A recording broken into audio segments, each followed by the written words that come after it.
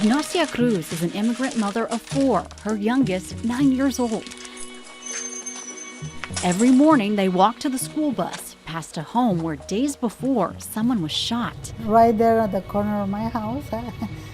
She makes sure he gets on the bus and stays there. I think the schools need some more support over here. In this part of town, nearly half of adults don't have a high school diploma. Ignacia does, earned soon after she arrived from Mexico. And I started working in a daycare. And then I was having 2 jobs, in a daycare and a fed fish as a cook. ¿Es la comprar? Money is a constant concern. The median income in this neighborhood, $22,600. They don't pay attention to this side, to the west side. There's a lot of homeless people. I think like whenever we put a complaint about lights on the street and we never get it, and we see on the other side of the town, they just said, we need lights over here, and they put them right away.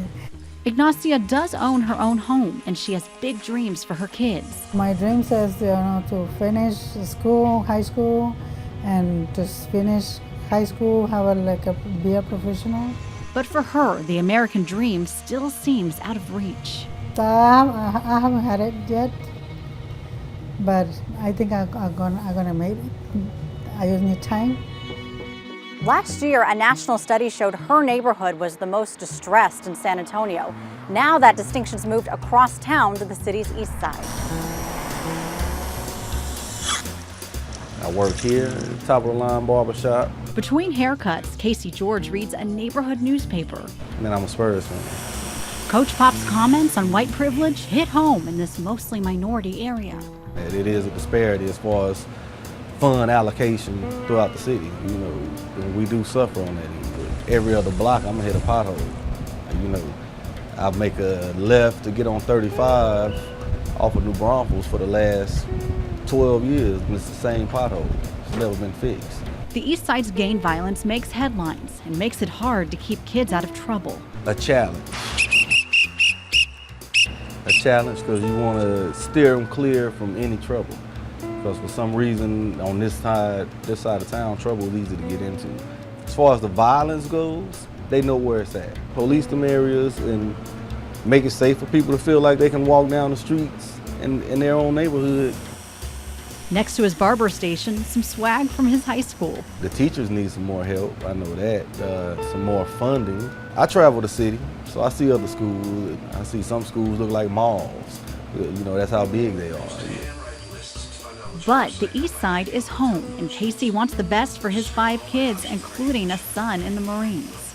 The American dream, own a home, raise a family, go to work and retire.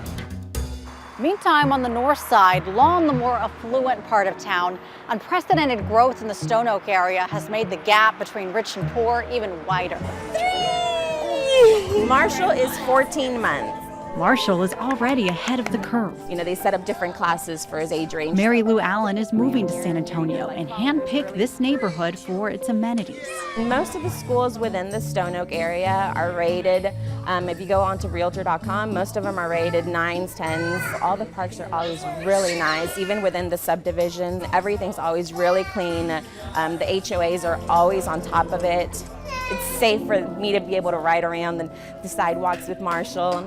Violent crime here is low. The median income, $107,500. But the flip side of better schools and safer streets, Mary Lou will pay a lot more in taxes. Anything and everything for our kids. We sacrifice everything for them. I just hope that he's able to get a good education and push through. I want him to kind of follow his dreams, do whatever he wants to do. Parents from every part of town just want the best for their kids, and they all define it the same way, to get a good education and to succeed. But disparity comes at a price. The community that surrounds this congregation is a community that has been struggling for many, many, many years. The people who fill these West Side pews every Sunday, trade workers, immigrants working paycheck to paycheck. Yeah. And sometimes I grew up always playing basketball down the street here. the success story. I got my bachelor's in psychology and a minor in criminal justice. O is $15. Oscar Chacon succeeded with the help of the church's after-school program. I know I made my parents proud as being the first of our family to go to college and graduate. But staying put, falling through the cracks, is all too common, as the pastor found with another neighborhood kid. Was delinquent. He tried to set a fire at the back of the church. We engaged. We tried to work with him. He comes from a family that is historically dealing narcotics.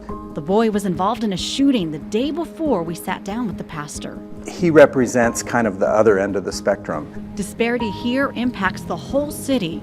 It leads to segregated neighborhoods, unequal infrastructure, more expensive health care.